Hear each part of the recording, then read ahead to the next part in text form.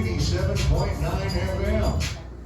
Hot 97.9, where we bang the hottest hip hop and R&B. It's your girl Shani Sweets. We're inside the Pretty Girl Playbook, and of course, I had to let you guys know that I had Advanced Community Help coming to sit with me again, and we are joined by Miss Shorus Minella. Did I say that correctly? Shorus, close. Shorus, okay, Shorus Chorus.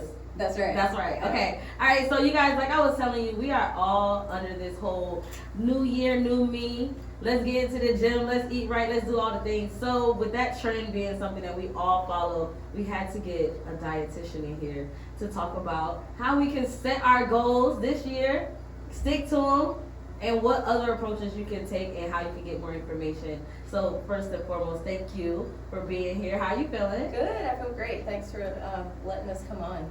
Of course. Now, we're going to actually be talking about something that I'm really, really interested in because I'm a plant-based girly. Okay. Now, I do the pescatarian. I call myself a flexitarian. Okay. Because at one point or another, I was like, okay, I really need more protein. So I'm a salmon girl. As y'all, if y'all smell the room, I'm a salmon girly. But I love me some plant-based food. So I want to get some more information, especially for those out there that don't necessarily know the switch and what exactly you're getting or not getting. So first and foremost, why is it important to take part in a diet with low sodium and sugar? Yeah, so I think it's important to remember that sodium and sugar are really inflammatory. Mm-hmm. So meaning they lead to chronic issues down the road, whether that's diabetes or even heart disease. So that's the first thing to remember just from the start. And then once you're participating in reducing those items, that just helps you to be healthy overall. That's amazing. I think the sugar, like I said before, I'm a lemonade girly. That'd be my thing. That's where I'm gonna get all my sugar at. So like, what are some health benefits for this specific diet with low in sodium and sugar, but you're also able to increase your fiber and like your plant-based route? Yeah, so if you're being low in sugar, watching added sugars really, that's really preventing energy spikes and then crashes. Because lots of times after we eat foods that are high in sugar and high in carbs, we feel really tired afterwards. Right. So decreasing that in our diet can really help sustain that energy. Then also too, being lower in sodium helps your heart, helps your blood pressure, keep that down. Also, it's less work on your kidneys too. So if your blood pressure is less, it's going to be less work for your kidneys to have to do. Yeah. I have one question, and you may or may not know this. Yeah.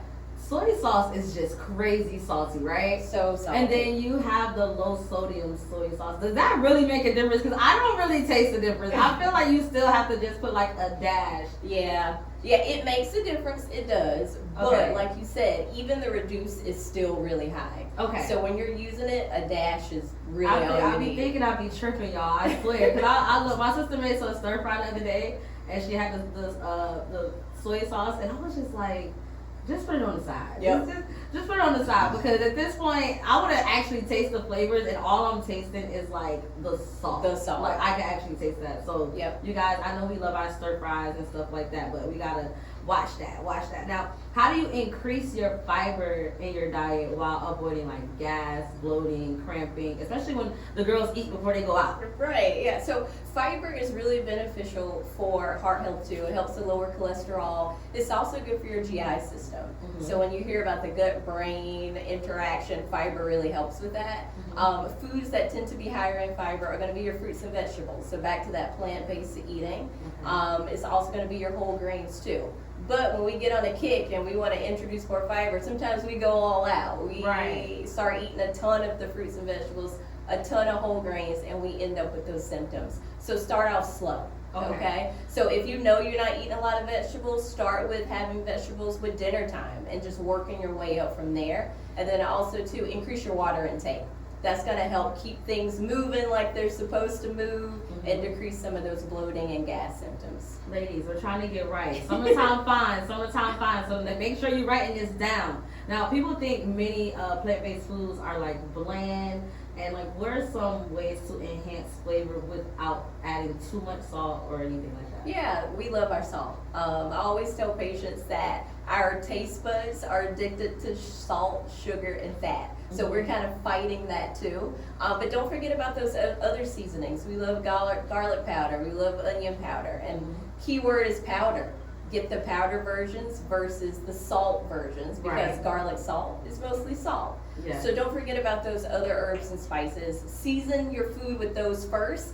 Then if you taste test it and you still feel like it needs a little something, then add a little salt to it. That's very true. Now I will say, when I did start my plant-based like journey, I had to like channel my grandmothers, like channel like The not just ancestors, the right? ancestors. Like I really had to start. I'm like, oh wow, I'm cutting up all types of fruits and veggies, and I'm marinating, I'm letting it sit, and I really stirred away from the salt. Like for me, when I see like white salt, now I'm like, it like makes me cringe. Yeah. And then I'm like, where's the Himalayan salt? And even with that, I'm like, I need to have this Himalayan salt needs to last in my cabinet longer than a lot of other stuff Exactly. that I actually have. And then once you really start getting into the plant-based diet, your taste buds will adjust to like having less salt in the food. Yeah, I think a lot of people don't kind of realize that, but Yeah. it takes 30 days for anything to become a habit, Mhm. research shows. So if you give yourself time with plant-based eating and low sodium eating, your taste buds will adjust. So you're absolutely right. Okay, so this might be a little bit difficult, but you might have some examples. Like, what are some meals, like ideas and fit? Not only low sodium, not only low sugar, but high fiber and plant-based. Yeah, so my thing is, don't change overall what you're doing. Think about ways you can make what you're already doing become a little bit healthier. So if you know you're drinking a lot of soda, say, hey, I'm only gonna drink 2 of these today instead of 5. If you know that you really like, you tend to get a lot of processed packaged foods, practice some label reading. Look at that label, make sure the sodium is on the lower side. There's not a ton of salt listed in the ingredients. So start off with what you're doing already, be realistic, and just cut back in those places.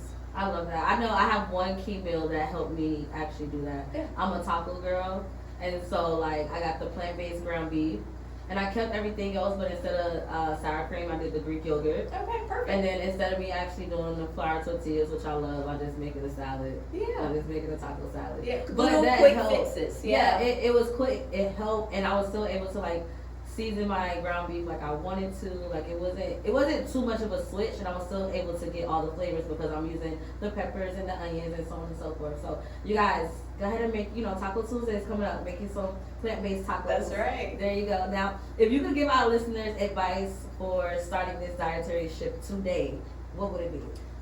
The main thing is, I would say, start thinking about where you want to start, Okay. right? Think about the changes you want to make. If heart disease and lowering your blood pressure, focusing on the seasonings, salt-free seasonings, being low sodium. And like I said earlier, just start off small. Be realistic. Don't try to overhaul everything at once, and little changes really do add up in the end. I love that. I love that. All right, you guys, listen up, write this down, take your phone out. Where can people learn more about Advanced Community Health Services and how to book an appointment? Yeah, just head to our website at advancedchc.org or give us a call at our main number, 919-833-3111, and just ask how we can help you.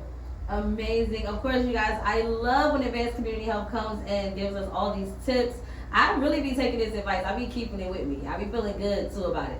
I think you guys are doing a great job with allowing us to just have you here, give us some gems, spread the word. Thank you. Look, for more information, visit advancedchc.org or call 919-833-3111. Advanced providers are here to support you in all your health needs, okay? So don't think you are out of reach. We're right here. We're giving you all the gems. We're going to keep things going. I got Cardi B coming up with Safe, and I got 310 Baby right here on Hot 97.9. Let's go.